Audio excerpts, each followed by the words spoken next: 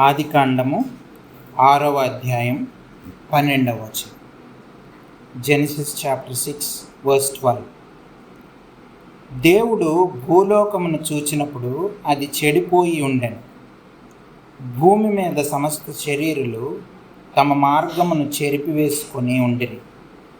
మళ్ళీ చదువుతున్నాను. దేవుడు భూలోకమును చూచినప్పుడు అది చెడిపోయి ఉండెను. భూమి మీద సమస్త శరీరులు తమ మార్గమును చెరిపివేసుకుని ఉండిరి.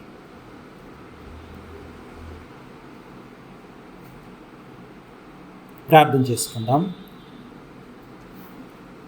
ప్రేమ కలిగిన మా పరలోకపు తండ్రి, మీ ఘనమైన అతి పరిశుద్ధమైన నామానికి వందనాలు ప్రభువా. ఉదయకాల సమయంలో మీ సన్నిధికి చేరి మిమ్మల్ని స్తుతించి ఆరాధించడానికి దయచేసిన అవకాశాన్ని బట్టి ఈ సమయంలో ప్రభువానైనా వాక్యపు వెలుగులో మమ్మల్ని మేము పరిశీలించుకొని వాళ్ళలో చేయడానికి దయచేసిన మరొక గొప్ప అవకాశాన్ని బట్టి మిమ్మల్ని స్తుతిస్తూ ఆరాధిస్తూ గనపరుస్తూ ఉన్నాం. మాతో మాట్లాడమని, వినిగ్రహించబడడానికి సహాయం దయచేయమని, మీరే మాట్లాడమని ప్రభువా ప్రాధేయపడుతూ ఉన్నాం. అంధకార శక్తిని లయపరచండి ప్రభువా. మీ స్వరం వినడానికి, మమ్మల్ని మేము మార్చుకోవడానికి ఇష్టపడడానికి ప్రభువా సహాయం దయచేయండి ప్రభువానైనా. మా యొక్క శరీరం నుంచి ప్రభువానైనా, మా యొక్క స్వభావం నుంచి ప్రభువా విడుదల పొందడానికి, ప్రభువా పాపపు స్వభావం నుంచి విడుదల పొందడానికి కావలసిన జ్ఞానం, విశ్వాసం దయచేయమని ప్రాధేయపడతా ఉన్నాం ప్రభువా. మీ స్వరం విని లోబడడానికి కృప చూపించండి. అంధకార శక్తిని లయపరచమని ప్రాధేయపడతా ఉన్నాం తండ్రి. మమ్మల్ని బట్టి, మీ స్వరాన్ని బట్టి, మాతో మాట్లాడడాన్ని బట్టి మిమ్మల్ని స్తుతిస్తూ ఘనపరుస్తూ, ఘనత మహిమ ప్రభావాలు మీకే ఆరోపిస్తూ యేసు ప్రభు వారి అతి పరిశుద్ధమైన నామంలో ప్రార్థన అడిగి వేడుకొంచున్నాం తండ్రి. ఆమేన్.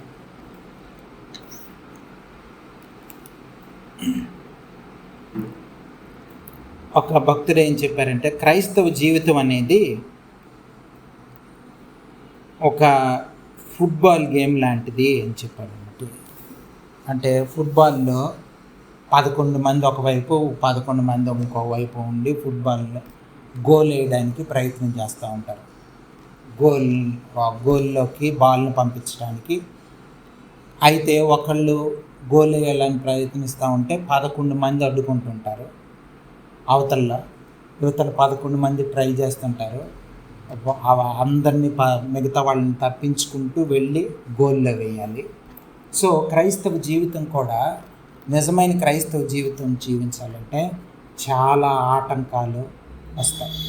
భయంకరంగా చాలా ఆటంకాలు వస్తాయి.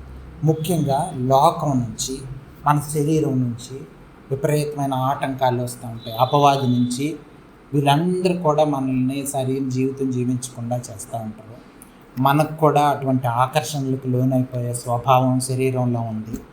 ఇవన్నీ కూడా ఆటంకాలను అధిగమించి దేవునికి లోబడుతూ దేవుని మీద ఆధారపడితే మనకు క్రైస్తవ జీవితం దొరుకుతుంది. మన జీవితాన్ని సఫలం చేసుకోవచ్చు.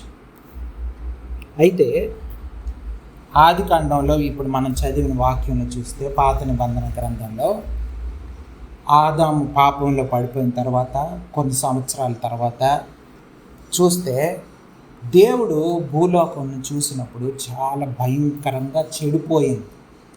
ఒకళ్ళు కూడా దేవునికి లోబడేవాళ్ళు, దేవుని మాట వినేవాళ్ళు కానీ లేరు అసలు. భయంకరంగా చూడండి, 12వ వచనం చదివితే, భూలోకం చూసిన చెడిపోయి ఉండి భూమి మీద శరీరులందరూ మార్గాన్ని చెరిపివేసుకొని ఉన్నారు. చూసారా?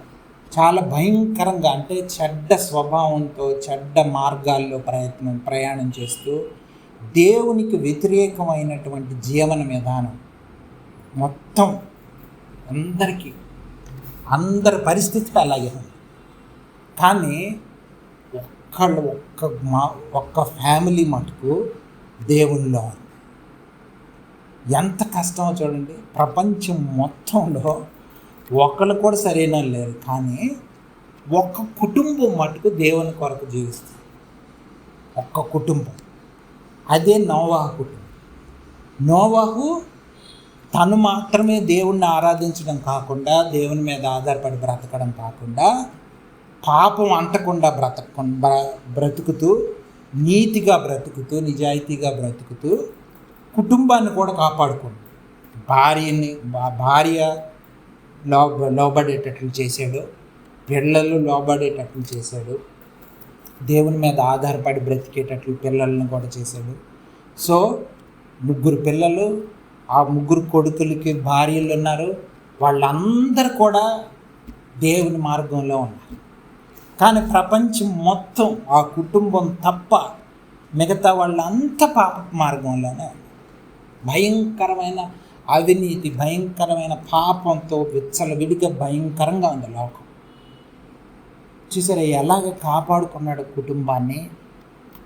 దేవుడు ఏం చెప్పాడంటే, యేసు ప్రభు వారు ఏం చెప్పారంటే, అంత్య దినాల్లో, అంటే ఈ దినాల్లో, మనం ఉన్న దినాల్లో ప్రపంచం ఇలాగే ఉంటుంది. నోవా కాలంలో ఎలాగుందో అలాగే ఉంటుంది. సో నోవా ఎలాగైతే తన కుటుంబాన్ని కాపాడుకున్నాడో మనం కూడా అలాగే కాపాడుకోవాలి మన కుటుంబాలను. భర్తకు లోబడే భార్యలను ప్రేమించే భర్తలు, పిల్లలు లోబడే పిల్లలు, ఇలా ఉండాలి కుటుంబం. ఉంటేనే దేవుడు కాపాడతాడు, రక్షింపబడతాం. ఆ బోట్లోకి మనల్ని తీసుకెళ్తాడు. ప్రమాదం నుంచి, భయంకరమైన నాశనం అయిపోయే ఈ లోకం నుంచి కాపాడతాడు.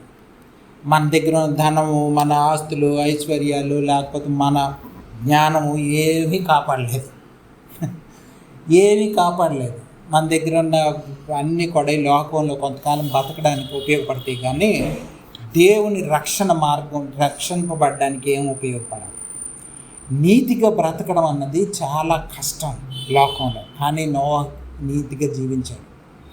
చూడండి, నోవాకి బోట్ చేయమని చెప్పాడు దేవుడు, పడవ తయారు చేయమని చెప్పాడు. అప్పటి వరకు ఎక్కడ వర్షాలు లేవు, ఏమీ లేవు. వర్షం అన్నదే ప్రపంచంలో తెలియదు ఎవరికి. పైనుంచి వాటర్ పడుతుంది అన్నది ఎవరు నమ్మే ప్రసక్తి లేదు. ఎందుకంటే ఇప్పుడు పడలేదు, ఆకాశం నుంచి ఎప్పుడు నీళ్ళు పడలేదు కిందకి. ఫస్ట్ టైం ఫ్లడ్ వచ్చినప్పుడే వర్షం పడింది, అది కూడా కంటిన్యూస్గా పడతానే ఉంది. మొత్తం ప్రపంచం మునిగిపోయే వరకు వర్షం పడతానే ఉంది స్టార్ట్ అయిన దగ్గర నుంచి. సో ఈలోపు బోట్ తయారు చేయమని చెప్పాడు. ఇప్పుడు నోవా పరిస్థితి ఏంటి? దేవుణ్ణి నమ్మాలి. పైనుండి వర్షం పడడం ఏంటి, నేను పడవ తయారు చేయడం ఏంటి అనలేదు. దేవుడు చెప్పాడు చేయాలంటే. బోటు తయారు చేయాలంటే ఎంత ఖర్చు అవుతుంది? చాలా. పడవ తయారు చేయాలంటే చాలా ఖర్చు అవుతుంది. పెద్ద వుడ్డు ఇదంతా కొనుక్కోవాలి. ఎవరికి ఫారెన్ కంట్రీస్ వాళ్ళకి లెటర్లు రాసి డబ్బులు పంపించండి, నేను బోట్ తయారు చేస్తున్నాను అనలేదు. తన సొంత డబ్బులు ఖర్చు పెట్టుకోవాలి. తన దగ్గర ఉన్న కష్టం తనే కష్టపడాలి. తన దగ్గర ఉన్న వాళ్ళే కష్టపడి, వాళ్ళ కుటుంబం మాత్రం కష్టపడి బోటు తయారు చేయాలి దేవుడు చెప్పినట్లు. ప్రపంచం అంతా నవ్వుతుంటుంది. కొన్ని సంవత్సరాలు పట్టింది బోటు చేయడానికి. ప్రపంచం అంతా నవ్వుతుంటుంది. వెళ్ళిపోయిన దారిని అంటే వెళ్ళిన వాళ్ళందరూ ఫూల్స్ అని నవ్వుతూ ఉంటారు. వాడు పైనుంచి వర్షం వస్తుందని బోటు తయారు చేస్తున్నాడు, ఫ్యామిలీ అంతా అందులోనే ఉన్నారు. మిగతా ప్రపంచం అంతా డబ్బులు సంపాదించుకుంటుంది, మనలాగా ఉద్యోగాలు వ్యాపారాలు చేసుకుంటున్నారు, ఆ పనుల్లో ఉన్నారు. అవినీతిమయం, కరప్షను, భయంకరమైన పాపపు జీవితాలు, దేవుడు అనే భక్తే లేదు, భయమే లేదు, ఏమీ లేదు. ప్రపంచం అంతా వీళ్ళని చూసి ఫూల్స్ అనుకుంటున్నారు. కానీ ఆయన తన కుటుంబాన్ని అంత కన్విన్స్ చేసి, తన కుటుంబం తను కలిసి బోటు తయారు చేస్తారు. కొన్ని సంవత్సరాల పాటు బోటు తయారు చేస్తూ ఉంది. ఆ బోటు తయారు చేస్తున్నప్పుడు అందరి దగ్గరికి వెళ్ళి దేవుణ్ణి నమ్ముకోండి, లేకపోతే ప్రచారం చేసి అట్లేం లేదు. బోటు తయారు చేస్తుంటే చూసి బుద్ధి తెచ్చుకోవాలంతే. దేవుడు ప్రళయం సంభవిస్తుందని చెప్పి బోటు తయారు చేస్తున్నాడంటే అర్థం చేసుకొని అవునా దేవుడు మాట్లాడాడని చేయాలి. కానీ తన పనిలో దేవుడు ఇచ్చిన పనిలో ఉన్నాడు అతను. ఇటువంటి ప్రీచర్స్ ఈ రోజుల్లో కావాలి.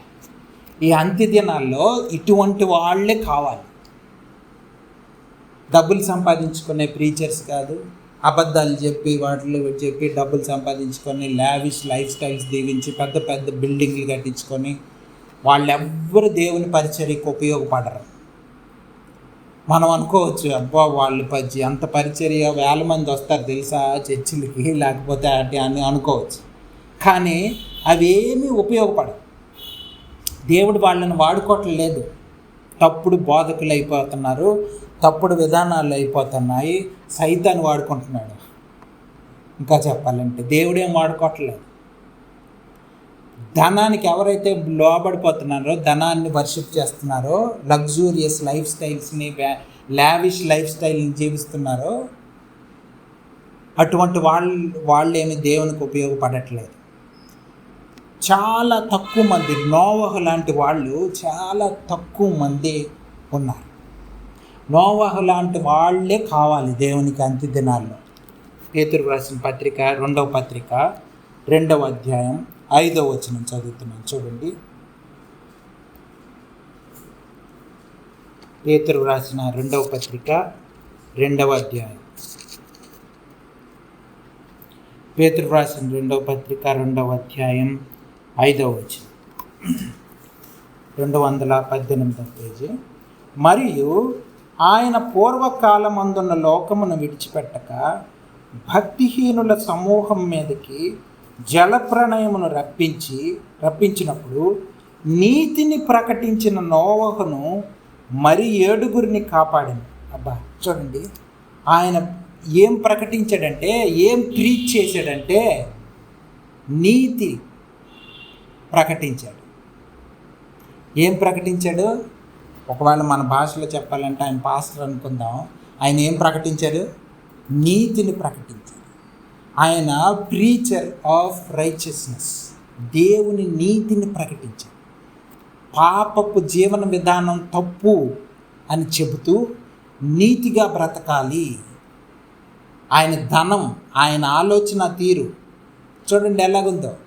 ఆయన ధనం దేనికి వెచ్చిస్తున్నాడో, ఆయన ఆలోచన తీరు ఎలాగుందో, కుటుంబాన్ని ఎలా కాపాడుకుంటున్నాడో, ఇవన్నీ కూడా అతన్ని ప్రీచర్ ఆఫ్ రైచియస్నెస్ చేసి, అంటే ఒక దేవుని నీతిని ప్రకటించే ఒక ప్రీచర్ అయిపోయాడు. అటువంటి వాళ్ళు లేరే. అద్భుతాలు జరుగుతాయి, ఆర్థిక ఇబ్బందులు ఉంటే రండి, పిల్లలు పుట్టకపోతే రండి, రోగాలు ఉంటే రండి, హీలింగ్ మీటింగ్స్ ఉన్నాయి, మిరకిల్ మీటింగ్స్ ఉన్నాయి, ఆ మీటింగ్స్ ఉన్నాయి. కానీ ఎక్కడైనా నీతిని ప్రకటించే మీటింగ్ ఎక్కడైనా జరుగుతుందా? అటువంటి జీవితం ఎవరైనా జీవిస్తున్నారా? చాలా తక్కువ మంది. ఎందుకంటే వాళ్ళు కనిపించరు. యూట్యూబుల్లోని లేకపోతే అక్కడ ఇక్కడ పెద్ద పెద్ద వీటిలో ఏం కనిపించరు, జీవిస్తారు. వాళ్ళు ఏం ఫేమస్ అయ్యి ఉండరు. వాళ్ళ జీవన విధానమే వాళ్ళని నీతిని ప్రకటించే ప్రీచర్స్గా చేస్తారు. క్రైస్తవ జీవితం అనేది ఏదో ప్రోగ్రాములు చేసేది కాదు, రూల్స్ పాటించేది కాదు. క్రైస్తవ జీవితం అనేది దేవునికి లోబడి జీవించేది. నోవహు లాంటి ప్రీచర్స్ కావాలి, నోవహు లాంటి జీవితం జీవించే కుటుంబాలు కావాలి. భర్తకి లోబడాలి, భార్య పిల్లలు అందరు కూడా దేవునికి లోబడాలి, అందరు కలిసి దేవుని మాటకి లోబడాలి. అటువంటి కుటుంబాలు కావాలి, అటువంటి జీవితాలు కావాలి. అది మాత్రమే అంత్యదినాల్లో వాళ్ళు మాత్రమే రక్షింపబడతారు. లేకపోతే మిగతా అందరూ నశించిపోతారు. యేసుప్రభు వారు క్లియర్గా చెప్పారు, అంత్యదినాలు నోవహు దినాల్లాగా ఉంటాయి అని. సో నోవహు కుటుంబం ఒక్కటే సేవ్ అయ్యింది, మిగతా ఒక్కరు రక్షింపబడలేదు. ఆ 7 ప్లస్ నోవహు 8 మంది, 3 భార్య భర్త, 3 కొడుకులు, 3 కోడలు. ఈ 8 మంది బోట్లో ఉన్నారు మనుషులు, మిగతా జంతువులు. సో చాలా జాగ్రత్తగా మన జీవితాలని అర్థం చేసుకొని మనం దేవుడు ఏం కోరుకుంటున్నాడు అన్నది అర్థం చేసుకోవాలి. యేసు ప్రభు వారి లాంటి మైండ్ కావాలి, యేసు ప్రభు వారి లాగా ఆలోచించాలి మనం. నోవహు ఆలోచన విధానం చూడండి ఎలాగుందో. దేవుడు బోట్ తయారు చేయమని చెప్పగానే కొన్ని సంవత్సరాల పాటు దేవుని పనిలోనే ఉన్నారు కుటుంబం అంతా. వరకునే బోట్ తయారైపోదు కదా, పెద్ద జంతువులన్నీ పట్టాలి, అవన్నీ డోర్లు తయారు చేయాలి, దేవుడు చెప్పిన లెంగ్త్లన్నీ చేయాలి, వాటి ప్రకారం కార్పెంటరీ వర్క్ అంతా చేయాలి, పెద్ద డోర్ తయారు చేయాలి, జంతువులన్నీ వెళ్ళిన తర్వాత డోర్ మూసేయాలి, ఇవన్నీ పెద్ద బోట్ తయారు చేయాలి. అది జలప్రలయంలో అది ఒక్కటే సేవ్ అవ్వాలి. దేవుని పని అంటే అది డెడికేట్ అయిపోయారు ఫ్యామిలీ అంతా. యేసు ప్రభు వారు చూడండి, దేవుని చిత్తం మాత్రమే చేశాడు. ఈ లోకంకి వచ్చినప్పుడు కేవలం దేవుని చిత్తం మాత్రమే. నేను దేవుని చిత్తం చేయడానికే ఈ లోకానికి వచ్చాను, కానీ నా ఇష్టానుసారంగా బ్రతకడానికి నేను ఈ లోకానికి రాలేదని చెప్పాడు. చూడండి, యోహాను సువార్తలో 6వ అధ్యాయం మనం చాలాసార్లు చదువుకున్నాం, 38వ వచనం. యోహాను సువార్త 6వ అధ్యాయం 38వ వచనం, పేజ్ నెంబర్ 86. నా ఇష్టమును నెరవేర్చుకొనుటకు నేను రాలేదు, నన్ను పంపిన వాని చిత్తము నెరవేర్చడానికే పరలోకము నుంచి దిగొచ్చాను. మన ఇష్టం వచ్చినట్లు బ్రతకడానికి క్రైస్తవులు ఇక్కడ లేరు. క్రైస్తవ జీవితం అంటే మన ఇష్టానుసారంగా బ్రతకడానికి మనం ఇక్కడ లేము. యేసు ప్రభు వారి జీవితం మొత్తం, ఆయన ఆటోబయోగ్రఫీ అంతా, జీవిత చరిత్ర అంతా ఈ 38వ వచనంలో ఉంది. నా ఇష్టం వచ్చినట్లు నేను బ్రతకడానికి రాలేదు. పరలోకం నుంచి నేను ఇక్కడికి వచ్చింది దేనికంటే కేవలం దేవుని చిత్తం చేయటానికే వచ్చాను. సో ఇది మనం అర్థం చేసుకోవాల్సింది. మన ఇష్టానుసారంగా బ్రతకడానికి, డబ్బులు సంపాదించుకోవడానికి, ఇల్లులు కట్టుకోవడానికి దానికి క్రైస్తవులు లేరు. క్రైస్తవులు ఎందుకున్నారంటే దేవునికి లోబడి దేవుని చిత్తం చేయటానికి క్రైస్తవులు. ఏరేటువంటి క్రైస్తవులు నోవహ లాంటి కుటుంబాలు, నోవహ లాంటి నీతిగా బ్రతకాలనుకునేవాళ్ళు, పాపం అంటకుండా బ్రతకాలనుకునేవాళ్ళు. పాత రోజుల్లో ఒక దైవ సేవకుడు ఇంటికి ఒక ఆయన వెళ్తుంటే గేట్ ఓపెన్ చేస్తే ఈయన ఎవరు వస్తున్నారని చూశాడంటే, చూస్తే ఆయన ఎంటర్ అవుతున్నాడు.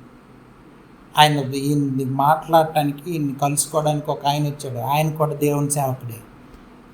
చూశాడంటే, చూసి ఆ చేతిలో ఉన్నది దాన్ని, ఆ దయ్యాన్ని పక్కన పెట్టి రా లోపలికి అన్నాడు. ఆ చేతిలో ఏముందో తెలుసా? News paper. ఆ దయ్యాన్ని పక్కన పెట్టి అప్పుడు లోపలికి రా అన్నాడు. అంటే అంత అవేర్నెస్ ఉంది, అంత కాన్షియస్నెస్ ఉంది. ఆ న్యూస్ పేపరే పాపం, అందులో వార్తలన్నీ అబద్ధాలే, లేకపోతే అందులో ఉందనంత పాప లోకమే ఉంది, అందులో ఏం మంచి లేదు అని అర్థం చేసుకున్నారు. ఇప్పుడు ఈ రోజుల్లో ఎవరికైనా అటువంటిది మాట చెప్తే అర్థమవుతుంది. అసలు న్యూస్ పేపర్ ఏమైంది? న్యూస్ పేపర్కి ఏమైపోతుందండి అంటారు కదా. సో అంటే అంత పాపం అంటకుండా బ్రతకాలి అన్న ఆలోచన తీరే లేదు ఈ రోజుల్లో. అంత్య దినాల్లో ఉన్నాం కాబట్టి భయంకరమైన ప్రజలు ఉంటారు, భయంకరమైన ఆలోచన తీరు ఉంటుంది, భయంకరంగా ఉంటుంది. లోకం పాపంతో నిండిపోయి ఉంటుంది. అనేక మంది దైవ సేవకులని చెప్తున్న వాళ్ళు కూడా పాపంతో నిండిపోయిన వాళ్ళు, దొరికిపోయిన వాళ్ళు. అనేక మంది పాపం చేస్తూ దొరికిపోయిన వాళ్ళు, పాపం చేస్తూ పాపపు ఆలోచనలతో నిండిపోయిన వాళ్ళు, విశ్వాసులు అని చెప్పుకుంటున్న వాళ్ళు, దైవ సేవకులు అని చెప్పుకుంటున్న వాళ్ళు. అతి భయంకరమైన దినాల్లో మనం ఉన్నాం. కానీ దేవునికి లోబడి జీవించి నోవహులాగా బ్రతకాలని తీర్మానించుకుంటే దేవుడు రక్షించడానికి ఇష్టపడతాడు. యేసు ప్రభు వారిలాగా ఆలోచించాలనుకుంటున్నారా? యేసు ప్రభు వారు ఏమన్నారంటే, శిష్యులు యేసు ప్రభు వారి దగ్గరికి వెళ్ళి, ఇంకా శిష్యులు అవ్వకముందు, మేము మీ దగ్గర ఉంటాము, మీరు ఎక్కడ ఉంటున్నావో చూస్తాం, మీ దగ్గరికి వచ్చి నీతో పాటు బ్రతుకుతాం, నువ్వు ఉంటున్న ఇంట్లోనే, ఆ బిల్డింగ్లోనే మేము కూడా ఉంటాం అన్నట్లు అన్నమాట. అంటే యేసు ప్రభు వారు ఏమని చెప్పారంటే, నక్కలకి, ఆకాశ పక్షులకి వాటికి ఉన్న ఇల్లులు, ఆకాశ పక్షులకి గూళ్ళు ఉన్నాయి, నక్కలకి బొరియలు ఉన్నాయి, మనిషి కుమారునికి తల వాల్చుకోవడానికి కూడా ఏం లేదు, వస్తారా అని అడిగాడు. వస్తారా? ఆలోచించుకొని రండి, జీవిస్తారా క్రైస్తవ జీవితం, ఆలోచించుకోండి అని చెప్తున్నాడు యేసు ప్రభువు. అటువంటి ఆలోచన తీరు రావాలి. యేసు ప్రభు వారి లాంటి ఆలోచన తీరు రావాలి. ఉదయకాల సమయంలో అది దేవుడిస్తాడని మనం ఆలోచించుకున్నాం. ఆరాధనలో దేవుడిచ్చే దైవ స్వభావం అనేది దేవుడిస్తాడు. యేసు ప్రభు వారి లాంటి ఆలోచన తీరు అన్నది దేవుడిస్తాడు. పరిశుద్ధాత్మ దేవునికి లోబడినప్పుడు మంచి మనస్సాక్షి ఇస్తాడు, నూతన జీవితం ఇస్తాడు, నూతన హృదయం ఇస్తాడు. చూడండి, ఇది నిజమైన క్రైస్తవ జీవితం అంటే ఇది నిజంగా ఇలా జీవిస్తేనే అవుతుంది. యేసు ప్రభు వారు చూడండి, లోకా సువార్త 15వ అధ్యాయం ఒక మాట చదువుతున్నాను. లోకా సువార్త 15వ అధ్యాయం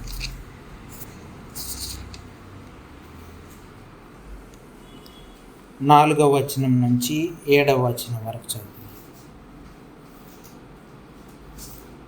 మీలో ఏ మనుషునికైనను 100 గొర్రెలు కలిగి ఉండగా వాటిలో ఒకటి తప్పిపోయిన ఎడల అతడు 99 అడవిలో విడిచిపెట్టి తప్పిపోయినది దొరుకు వరకు దానిని వెదక వెళ్ళడా?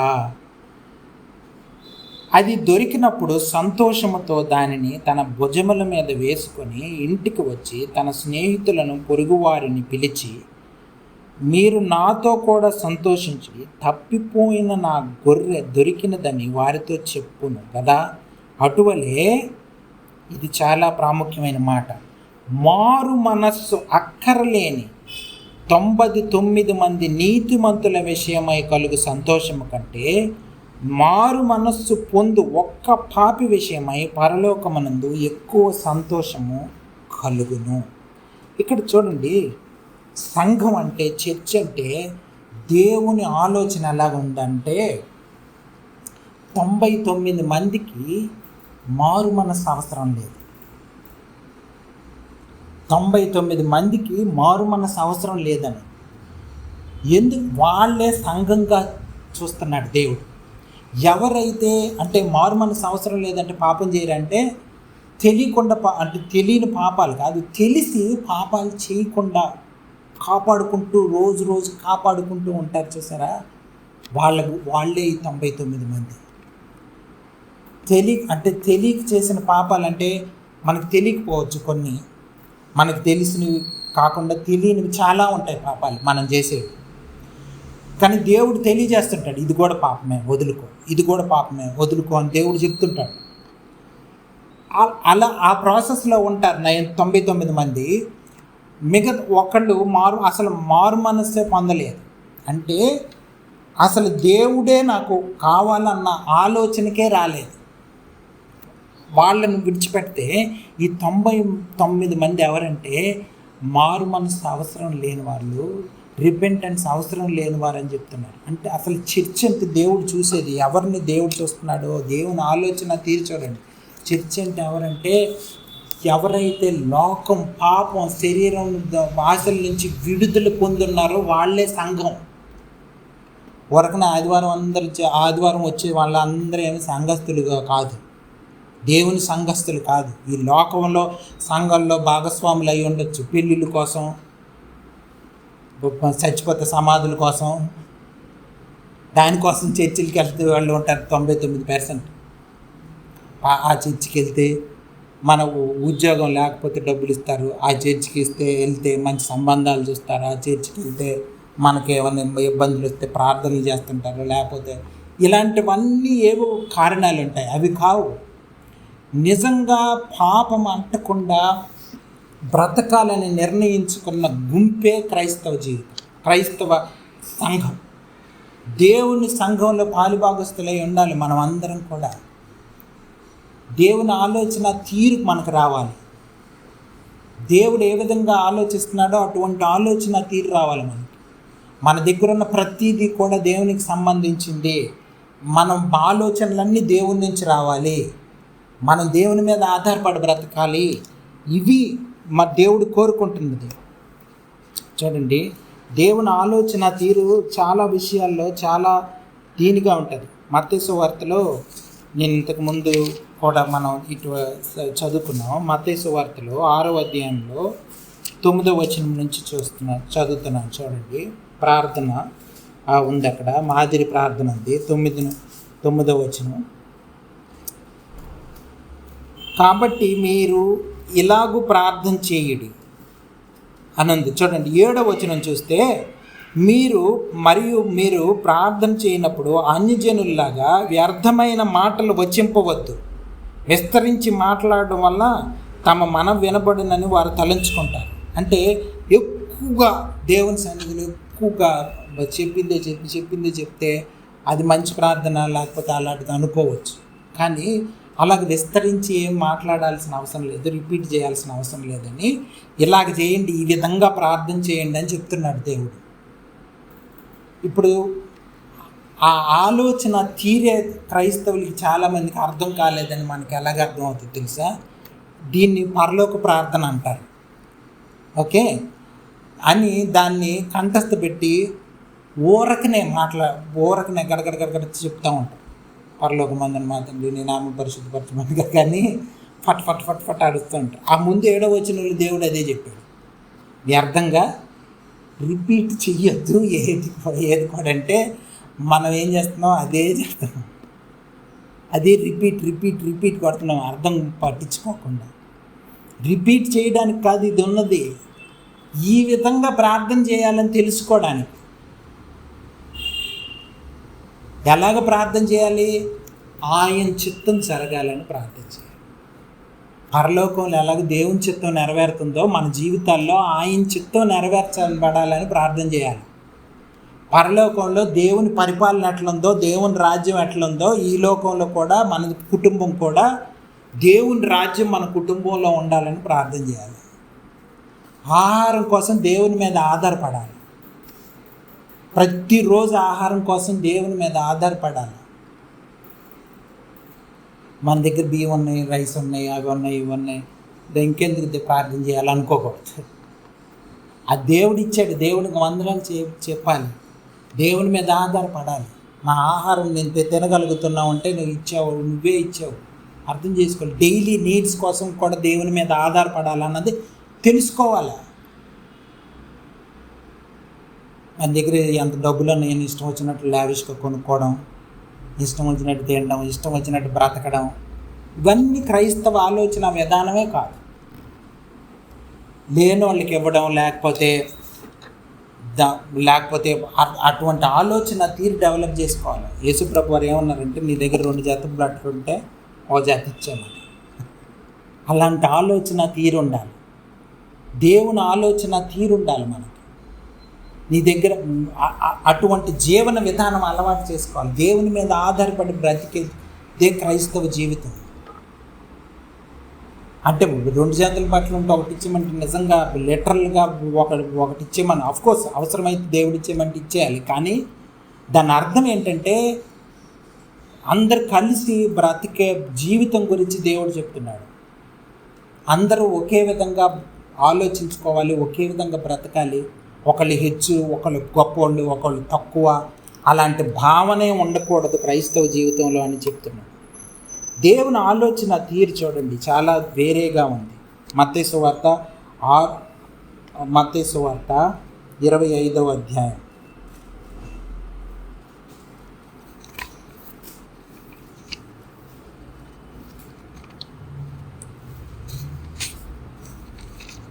మత్తయి సువార్త 25వ అధ్యాయం 31వ వచనం. తన మహిమతో మనుష్య కుమారుడును ఆయనతో కూడా సమస్త దూతలను వచ్చినప్పుడు ఆయన తన మహిమ గల సింహాసనం మీద ఆసీనుడయుండును.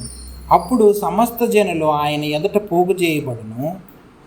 గొల్లవాడు మేకల్లో నుండి గొర్రెలను వేరుపరచినట్లుగా ఆయన వారిని వేరుపరచు. 34. అప్పుడు రాజు తన కుడివైపున ఉన్న వారిని చూచి, నా తండ్రి చేత ఆశీర్వదింపబడిన వారలారా, లోకం పుట్టినది మొదలుకొని మీ కొరకు సిద్ధపరచబడిన రాజ్యమును స్వతంత్రించుకొనుడి. అబ్బా చూడండి, నేను ఆకలి గొంటిని భోజనం పెట్టారు, దప్పికొన్నాను దాహానికి ఇచ్చారు. 35వ వచనం. పరదేశినై ఉన్నప్పుడు చేర్చుకున్నారు, దిగంబరై ఉన్నప్పుడు బట్టలు ఇచ్చారు, రోగినై ఉన్నప్పుడు చూడడానికి వచ్చారు, చెరసాలలో ఉన్నప్పుడు నా యొద్దకు వచ్చారు అని చెప్తుంటే వాళ్ళు ఏమంటున్నారు తెలుసా? ఇవన్నీ మేము ఎప్పుడు చేసాం? దేవుడేమో మీరు చేశారని చెప్తున్నాడు, వీళ్ళేమో ఏమంటున్నారంటే ఇవన్నీ మేము ఎప్పుడు చేసాం దేవా, మేము ఎప్పుడు చెరసాలలో ఉంటూ వచ్చాం, మేము ఎప్పుడు బట్టలు ఇచ్చాం, మేము ఎప్పుడు ఇది చేసాం. ఎందుకంటే దేవుడు చేయమన్నాడు, వాళ్ళు చేశారు, అంతేగాని వాళ్ళకి ఏం గుర్తులేదు. దాన ధర్మాలు చేసి ఫేస్బుక్ లాంటివి పెట్టుకుంటారు చూసారా, అలాంటి బ్యాచ్ కాదు ఇది. నేను ఎంతమందికి సాయం చేశాను, ఎంతమందికి సాయం చేస్తున్నాను ఈ రోజుల్లో అటువంటిది ఇది అయిపోయింది. అది కాదు క్రైస్తవ జీవితం అంటే. నీడు ఉన్న వాళ్ళని అర్థం చేసుకొని దేవుడు చెప్పినప్పుడు లోబడ్డాం. ఇటువంటి ఆలోచన తీరుని మనం డెవలప్ చేసుకోవాలి. మైండ్ ఆఫ్ క్రైస్ట్ మనకు ఉండాలి. యేసు ప్రభు వారిలాగా మనం ఆలోచించగలగాలి. దానికోసం మనం రూపాంతరం చెందబడాలి. దేవుడు చేస్తాడు ఆ కార్యం, దేవుని మీద ఆధారపడితే. ప్రార్థన చేసుకుందాం. ప్రేమ కలిగిన మా పరలోకపు తండ్రి, మీ ఘనమైన నామానికి వందనాలు. ఉదయకాల సమయంలో మాతో మరొకసారి మాట్లాడినందుకు ప్రభువానైనా, మరొకసారి క్రైస్తవ జీవితాన్ని, దేవుని ఆలోచన తీరుని, యేసు ప్రభు వారు శిష్యులు ఏ విధంగా ఆలోచిస్తారన్నది జ్ఞాపకం చేసినందుకు మిమ్మల్ని స్తుతిస్తూ, మాకు ఈ వాక్యం గుర్తుండేలా చేయమని, జీవించడానికి తీర్మానించుకోవడానికి సహాయం దయచేయమని యేసు ప్రభు వారి అతి పరిశుద్ధమైన నామంలో ప్రార్థన అడిగి వేడుకొంచున్నాం తండ్రి. ఆమేన్.